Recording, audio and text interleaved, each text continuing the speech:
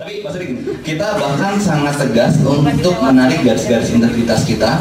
Korupsi itu benar nggak boleh lah, benar ketika ada orang yang korupsi udah jelas itu bakal jadi melanggar integritas. Ya nilai itu juga kultur ya, maksudnya gimana kita bisa nge-set di mana kultur itu ada.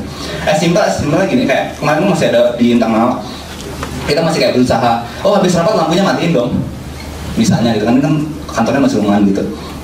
Ya pada itu enggak lah, kita bayar listrik sebulan juta-jutaan gitu kan, lampu nyala satu kan nggak ngaruh, memang nggak ngaruh, ini masalah kultur. Gimana caranya kita bisa menghemat dari hal yang paling kecil. Kalau kita satu kantor aja masih kayak gini, gimana kita 1000 kantor di Indonesia kalau kulturnya masih kayak gini. Nah itu hal yang mulai dimulai dari kecil sih. Nah ini yang terakhir, ini mungkin agak panjang, jadi tentang positivity. Jadi nah ini sebenarnya sih, jadi waktu saya bareng Kang Indra dulu ikutan ada yang namanya coaching. Jadi kita waktu itu beruntung banget gara-gara kita masuk nominasi Inaika, kita diundang ikutan coaching.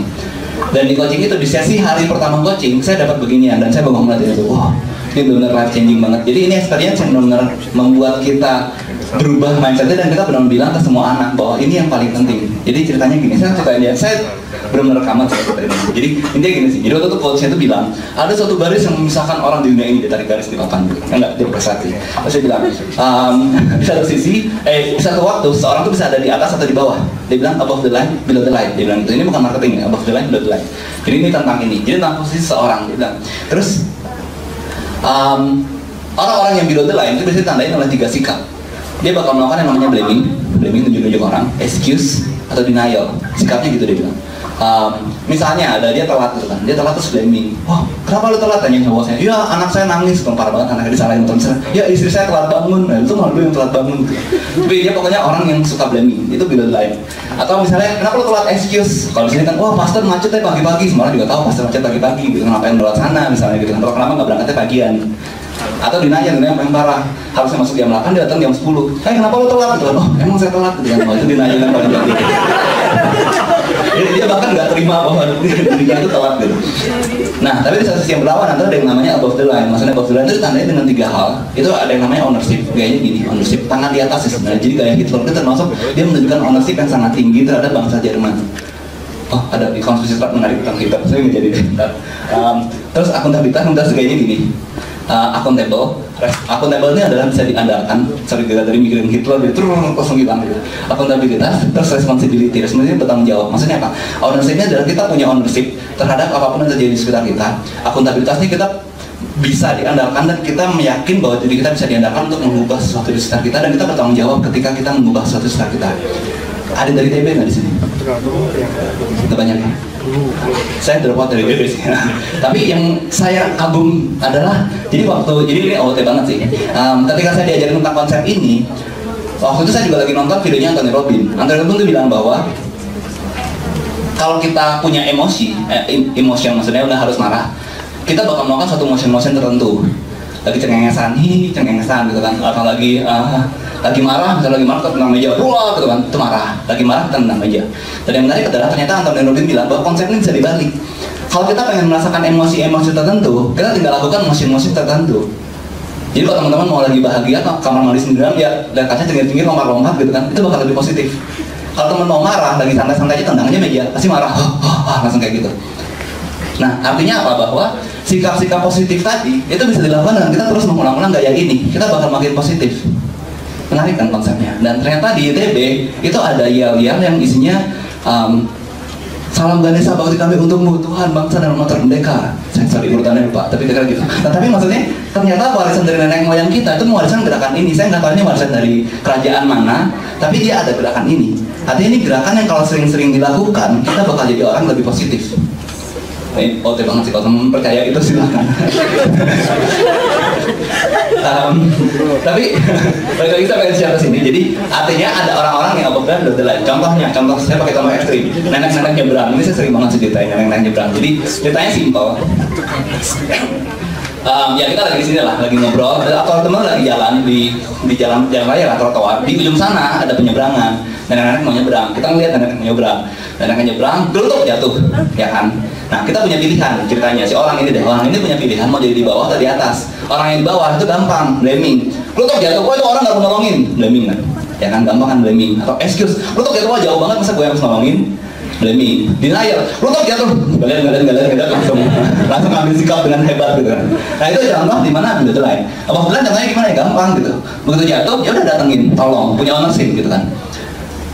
Akuntabel, ya udah kita bantu sampai dia nyampe. Responsible bisa dia luka ya kita bantu lah, obatin atau gimana. Simpel itu. Atau itu contoh terlalu ekstrim bener lah, jarang lah. Ya pasti biasanya ada orang terdekat yang udah nolongin gitu kan. Contoh yang lebih simpel. Teman-teman misalnya kita di lingkungan BDV, kita sepakat bonded dalam lingkungan bersama kita, simpel itu kan. Kita lagi santai-santai sore-sore mau pulang gitu kan. Sore-sore mau pulang, ada tong sampah di sini, ada botol aqua di sini, jangan pakai merek. Botol air mineral di sini gitu misalnya. Kosong. Ada tong sampah, botolnya di sini. Artinya ada sampah yang dibuang sembarangan. Nah, kita lewat ya, kita punya pilihan juga dong. Misalnya si orang ini punya pilihan, dia bisa di bawah atau di atas. Di bawah contoh gampang, blaming, bukan gue yang buang, ngapain gue yang pusing. Atau ini mah si OB yang tak beresin, misalnya kan. Atau excuse, enggak, dia kotor, padahal cuma botol air mineral gitu kan. Apa kotornya? Atau denial, nggak lihat tendatung, nggak lihat. Kita punya pilihan untuk melakukan itu. Atau as simple as ketika kita dari awal udah sepakat bahwa lingkungan bersama kita, ya kita punya ownership dong, ya ambil aja gitu. Buang, accountable, nggak masuk, responsible, ambil lagi, buang lagi. Atau kalau teman pengen pakai tagline kita yang lead the fun way, ambil, wah nggak seru cuma buang, mundur, basket, wah dua gitu kan, lebih keren lagi gitu kan. Oh nggak masuk, ambil lagi, lebih seru, buang sampahnya, lebih bahagia buang sampahnya. Nah, tapi itu adalah contoh sikap yang sebenarnya menunjukkan above the line, below the line. Maksudnya apa sih? Maksudnya gini, kenapa saya pengen share ini? Sebenarnya menarik banget. Jadi sebenarnya konsep ini as simple as kita berpikiran positif atau berpikiran negatif. Sebenarnya itu kan sebenarnya, walaupun dengan contoh above the line, below the line. Kenapa saya senang banget share ini? Karena sebenarnya jadi saya punya pengalaman pribadi. Waktu saya baru-baru mulai bisnis, awalnya tuh waktu saya SMA, waktu saya kuliah, sempat pulang ke kampung halaman di Bali. Saya ketemu Muhammad yang cukup sukses di bisnis dan ngobrol-ngobrol, dia ajarin saya tentang subconscious mind, bla bla bla. Banyak dikasih too much information gitu kan. Akhirnya semuanya saya lupa, kecuali satu cerita. Karena saya tanya, oh kalau saya mau beli bisnis, ada saran nggak? Dia bilang, oh ada, saya ada satu cerita, dia bilang, dan ceritanya tentang kopi tumpah ceritanya. Nah terus ya udah itu saya ingat cerita itu. Terus tiba-tiba saya lagi makan siang bareng dengan konglomerat juga, konglomerat Bandung. Dan itu lagi mau mulai bisnis juga. Saya tanya kan, ada saran nggak? Saya dikasih buku, terus dia kasih saran, ada saran nggak ya untuk mulai bisnis itu? Oh iya, kamu pernah dengar nggak cerita kopi tumpah? Saya bingung kan, ini konglomerat ceritanya kok kopi tumpah, lu nggak punya cerita lain gitu kan? Nah artinya bahwa kopi tumpah itu punya esensi yang sangat penting, yang membedakan kenapa mereka bisa jadi 4%, kenapa saya jadi 96%. Nangkap ya? Yang tadi, ini balik lagi ke situ. Artinya esensinya apa sih? As simple as nyata. Kalau itu bahasa ceritanya gini. Di sebuah keluarga bahagia, ini kayak sinetron. Ada suami istri dan seorang anak kecil. Namanya siapa ya? Lisa deh. Lisa, anak kelas 3 SD. Nah, si Lisa ini, hari ini ceritanya dia mau ujian. Kemarin malam dia udah belajar. Dia udah belajar dan udah ngerti. Dia siap. Papanya mau pulang, mau turun pagi-pagi, papanya turun mau kerja, udah rapi baju kerja. Mamanya udah bangun lebih pagi, dia masak sarapan. Tahu papanya turun, dia bikin kopi. Papanya turun duduk di samping meja, ini ada meja makan. Mamanya datang kasih kopi di pinggir darah kopinya. Setelah diminum kan, ya udah dia minum dikit, taruh, lagi sana santai. Anaknya si Lisa keluar dari kamar. Saking semangatnya dia keluar juga semangat banget. Wah semangat, Lisa pasti bisa, brok, ketabrak mejanya, akhirnya kopinya tumpah. Ke paha si papa, makanya ceritanya di kopi tumpah. Nah ini adegan kopi tumpah. Nah si papa itu sekarang punya pilihan, dan kopi tumpah ini menceritakan tentang pilihan ayahnya yang seperti ini. Jadi setelah perut kena tumpah, yang dilakukan ayahnya adalah simple, dia bangun gebrak meja, wah anak langsung diam. Si anaknya udah pasti langsung tahu bahwa dia salah sebenarnya kan, bahkan nggak usah gebrak meja juga anaknya udah tahu dia salah, dia yang nabrak kan. Terus surat lihat anaknya, wah langsung, kamu ini gimana sih, coba banget, bla bla bla bla bla bla, wah nangis kan. Begitu anaknya nangis, ibunya kaget dong, ini kenapa? Keluar dari dapur, seret, ibunya keluar lihat anaknya nangis, bapaknya kok dan ibunya nih ada yang bisa lagi, kamu juga gimana sih naruh kopi pinggir banget, bla bla bla bla bla bla. Wah perang dunia ketiga, ibunya mau kalah kan, sampai udah akhirnya kok bisa telat kerja nih, udah bapaknya ngalah ceritanya, atas ganti baju, anaknya masih nangis, bus sekolah datang, curut, net, ibunya bilang, wah nggak bisa nih, di Indonesia nggak ada bus sekolah, berarti ini cerita Indonesia. Bus sekolah datang, oh aduh nggak bisa, anak saya nangis, saya anterin aja. Oh yaudah, bus saya pergi, bapaknya turun, ini si anaknya masih di sini, dimarahin lagi, wah perang dunia keempat, lah akhirnya yaudah bapaknya ngalah, yaudah saya nyetirin. Dia nyetirin sepanjang jalan, si anak juga masih diomelin, walaupun udah sudah sakit-sakit juga masih diomelin. Dan yang menarik adalah sepanjang jalannya si ayah, semua orang di jalan salah. orang mau nyebrang juga, lo gak boleh nyebrang, buat jalan gua nih. Ada motor lewat, babi lu ngelewatin gua gitu kan. Sorry bahasanya ya. Tapi maksudnya nangkep ya, maksudnya semua orang juga salah gitu. Lampu merah juga salah, kok lampu merah sih gua buru-buru nih gitu. Akhirnya udah nganter anak sekolah sampai kantor, pipip, datang dia tuh sama bosnya, cuy lagi, kenapa lu telat gitu kan? Kok telat sih hari ini? Wah ternyata, tapi dia lagi emosi-emosinya, diam lu nggak tahu gua mengalami pagi yang kayak gimana. Bosnya bingung dong, ini gimana? Oke, sampai situ ceritanya, ntar terlalu panjang. Nah tapi small decision dari si ayah melakukan itu punya impact, mungkin impactnya misalnya yang pertama, dia dipecat. Jadi hari itu karena dia saking suntuknya, kerjaannya nggak beres, ribut sama temen, akhirnya bos memutuskan, wah ini orang nggak beres nih. Apapun yang terjadi paginya dia, kayak gini tuh udah tetap aja nggak benar gitu, dipecat. Gampang dong cari kerjaan lain buat si ayah. Oke. Yang kedua, istrinya melihat, wah ini suami saya nggak make sense. Masa gara-gara ketumpahan kopi tinggal ganti celana aja dia marah-marah, ceraiin. Oke, ini impact yang lebih oke lah, impactnya salah sendiri, salah si suami. Yang ketiga, anaknya gara-gara shock tadi pagi dengan kesiapan yang dia harusnya bisa dapat 100, dia dapatnya 30 nilainya. Terus setelah dapat 30, mungkin gurunya baik, dia bilang, kamu ya ntar belajar lagi ya. Tapi misalnya nih ada teman atau masyarakat yang ngebully dia, wah ini anak goblok. Dan si anak itu menerima bahwa dirinya goblok sampai masa depan jadi goblok gitu. Karena anak itu udah accept bahwa saya goblok. Ini impact yang paling fatal, gara-gara hanya setimbang kopi tumpah, anaknya jadi nggak punya masa depan. Tangkap ya? Nah, padahal sebenarnya cerita kopi tumpah itu menyarankan bahwa si ayah itu punya pilihan yang sangat mudah untuk pertama membuat dia bisa melihat above the line. Jangan blaming dulu anaknya nabrak. Punya ownership dulu, kenapa kopi bisa tumpah. Pertama misalnya, setelah ditaruh kopi, kenapa nggak dia pinggirin kopinya ke tengah? Tumpahnya nggak kena dia dong, itu kan pertama ownership dia. Atau yang kedua, misalnya, dia udah tahu nggak ada meja kayak gitu, kenapa nggak meja dikasih list gitu kan ceritanya, dikasih pagar biar kopinya nggak mungkin tumpah misalnya. Itu ownership dia. Atau yang ketiga, ownership yang paling konyol misalnya, setelah kalau dia tumpah, kalau dia belajar kungfu dia bisa lompat langsung tuh nggak kena gitu kan ceritanya. Tapi ketika dia berusaha mencari bahwa ini adalah ownershipnya dia nggak bakal bisa nyalain orang lain.